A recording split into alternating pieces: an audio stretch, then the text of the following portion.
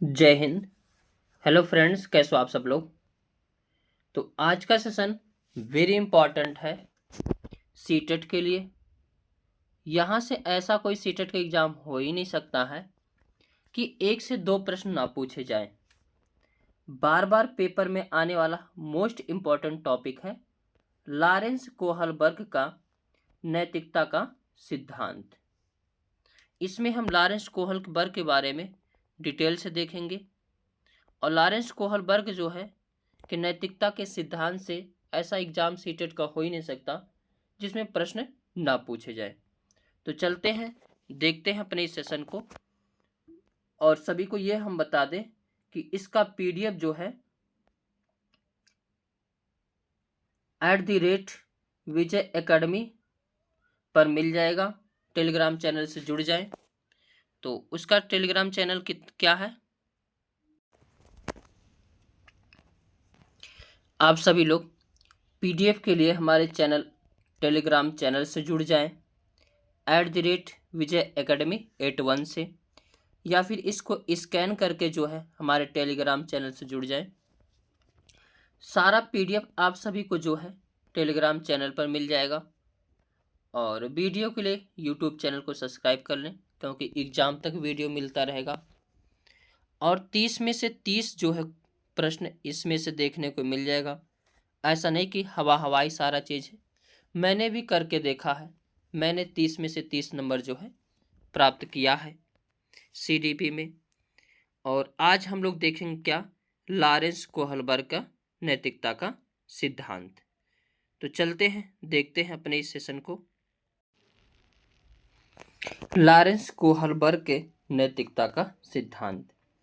एक प्रश्न तो यहीं से पूछा जाते है टेट में कि नैतिकता का सिद्धांत का प्रतिपादन किस मनोवैज्ञानिक ने किया। तो लॉरेंस कोहलबर्ग ने किया। और इसको इंग्लिश में क्या कहते हैं, मोरल डेवलपमेंट थ्योरी। इन्होंने यही बताया कि जो है नैतिकता का विकास कैसे होता है। इस पर पूरा जो है अच्छे से डीप में अध्ययन इन्होंने किया। लॉरेंस कोहलबर्ग जो है कहाँ के मनोवैज्ञानिक हैं, तो अमेरिका के एक मनोवैज्ञानिक हैं।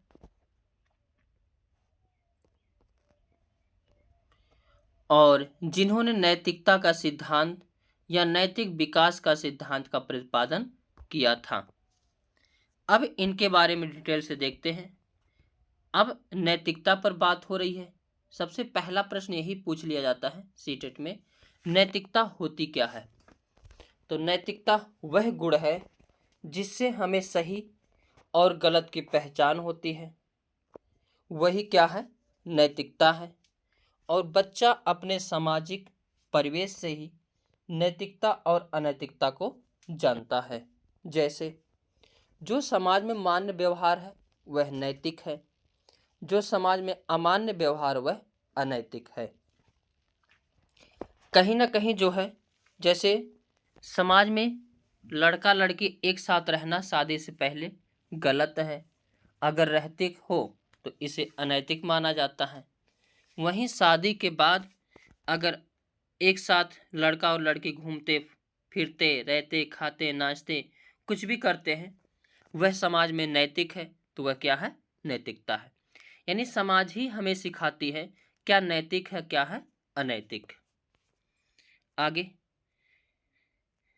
ये जो लॉरेंस कोहलबर्ग है, नैतिकता की शिक्षा देने के लिए जो है या जानने के लिए एक कहानी सुनाते थे।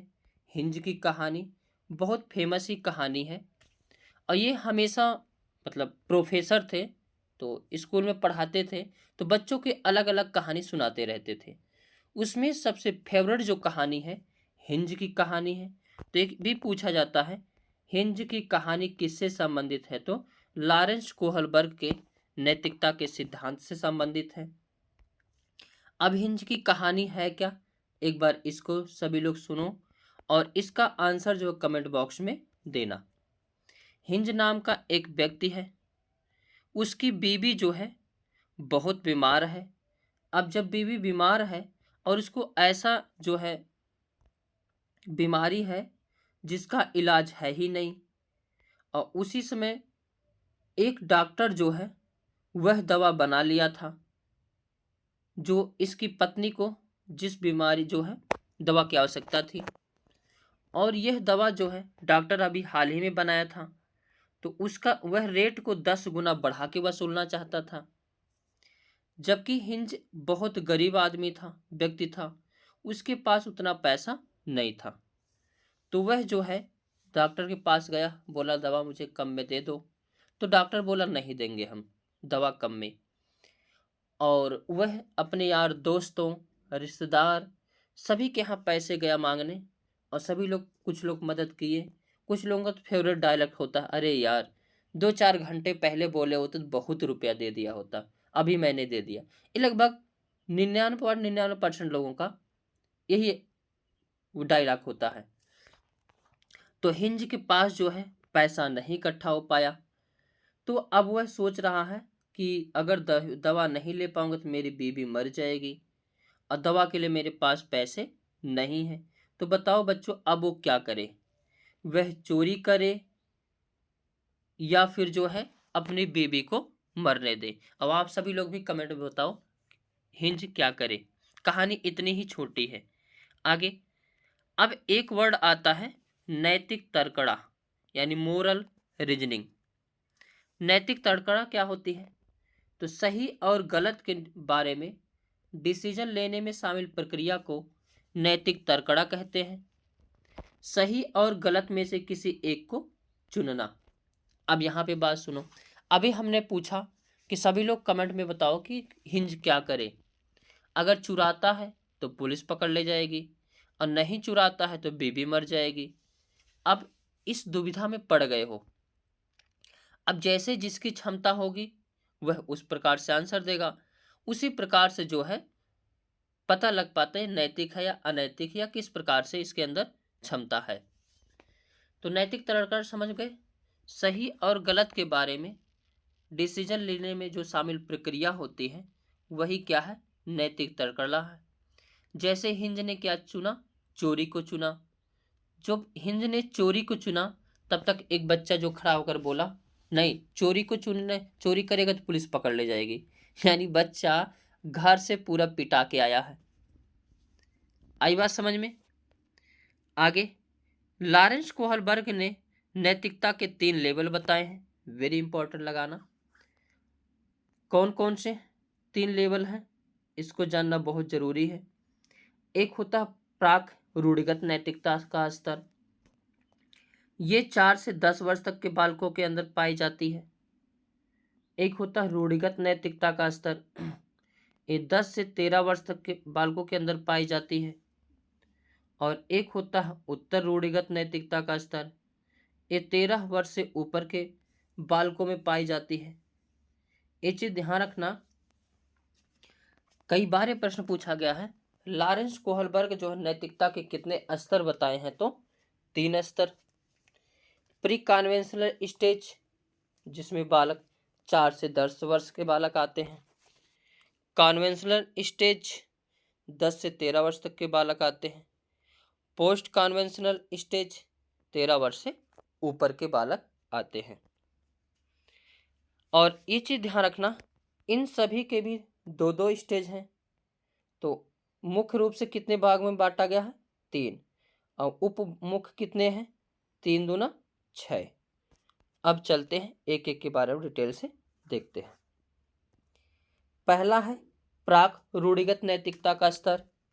इसमें 4 से 10 वर्ष तक के बालक आते हैं। इस समय बच्चों में नैतिकता शून्य पाई जाती है, यानी जो बालक 4 से 10 वर्ष तक का होता है उसके अंदर नैतिकता नहीं पाई जाती है। यानी बच्चा दूसरे के हिसाब से ही अपने नैतिकता को दिखाता है। इस अवस्था को में नैतिकता दूसरों के मानकों के अनुसार निर्धारित होती है। इसमें क्या है, जैसे जब छोटा बालक 4 से 10 वर्ष तक का होता है उसमें जो नैतिकता पाई जाती है मम्मी पापा के मार डांट से या भाई बहन के मार डांट से। एक बार सभी लोग बताना, भाई बहन से कौन ज़्यादा डरते हैं? मम्मी पापा से तो बहुत कम ही लोग डरते हैं, भाई बहन से ज़्यादा। अगर बड़ा भाई या बहन है तो बच्चा बिल्कुल सुधरा हुआ मिलेगा। जैसे कोई बालक अगर है कोई रिश्तेदार आ गया, बालक नमस्कार नहीं किया, पैर टच नहीं किया, तो जब रिश्तेदार चले जाएंगे तो उसकी खूब कुटैया होगी। अगली बार से जब कोई रिश्तेदार आएगा तो नमस्कार भी करेगा, पैर भी छुएगा। यानी नैतिकता किस पर है? दूसरों के अनुसार है। ऐसे कुछ बालक होते हैं, जैसे मिठाई रखा हुआ है, कोई रिश्तेदार आ गए, अब वो निकाल के खा लेता है, यानी नैतिकता नहीं है। तो बाद में उसकी खूब कुटाई होती है, पिटाई होती है, क्यों खाया, तुम्हें नहीं मिलता। तो यहाँ पे बालक में जो नैतिकता है दूसरों के मानक के अनुसार है। जैसा मम्मी पापा या भाई बहन या कोई कहेगा उसी हिसाब से बालक करेगा। इसकी पहली अवस्था कौन सी है? दंड एवं आज्ञा पालन उन्मुक्ता। यानी इसमें बच्चों की नैतिकता सजा आज्ञा पालन पर आधारित होती है। यानी जो बालक होता है इस अवस्था में खूब बढ़िया से पिटाएगा, मार खाएगा, तो जिस हिसाब से मम्मी पापा या भाई बहन कहते हैं बालक उसी हिसाब से करता है। अगली बार जब कोई रिश्तेदार आएगा तो पैर टच करेगा, नमस्कार करेगा, रखा हुआ मिठाई नहीं खाएगा। क्यों? क्योंकि पिटाई पड़ चुकी है। और जब इस प्रकार बच्चे ने आंसर दिया, जब हिंज ने चोरी की तो बच्चों ने सोचा कि अगर वह चोरी करेगा तो उसे सजा मिलेगी। यानी वह बच्चा नैतिकता के किस स्टेज में है? दंड एवं आज्ञा पालन उन्मुक्ता के में है। आगे साधनात्मक सापेक्षता उन्मुक्ता। इस अवस्था में जैसे को तैसे की भी अवस्था कहा जाता है। क्या कोई इसमें जैसा व्यवहार कोई बालक के साथ करेगा वैसा ही वह खुद भी जो उसके साथ करेगा। यानी ये प्रश्न कई बार पूछा गया है। एक लड़के का जो है पेन दूसरे लड़के ने तोड़ दिया, तो दूसरे लड़के ने भी उसका पेन छीन कर पेंसिल को तोड़ दिया। यह कौन सा किस स्टेज में आएगा? तो प्रथम के साधनात्मक सापेक्षता तथा उन्मुक्ता के अंतर्गत आएगा।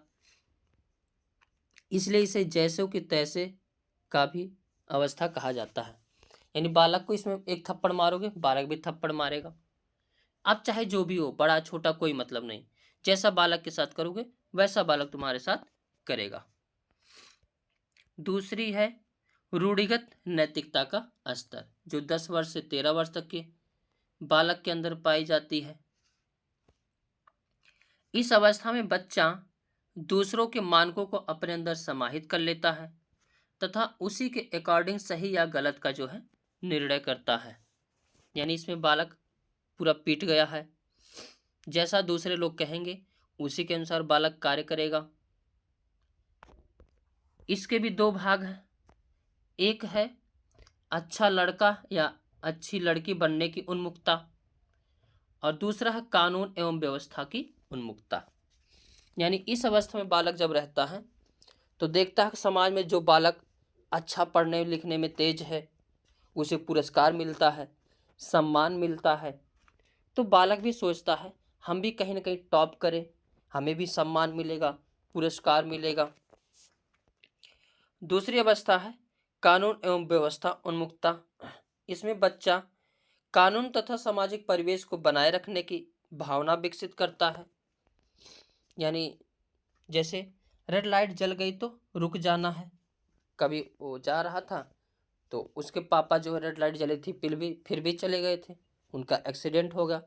तो बच्चा सभी को सिखाएगा कि अगर रेड लाइट चले तो सड़क को पार नहीं करना चाहिए, नहीं तो एक्सीडेंट हो जाते हैं। इनके अनुसार तीसरी जो अवस्था है उत्तर रूढ़िगत नैतिकता का स्तर, यानी 13 वर्ष से ऊपर के बालकों में पाई जाती है। इसमें निर्णय खुद लिए जाते हैं, ना कि समाज के जरिए।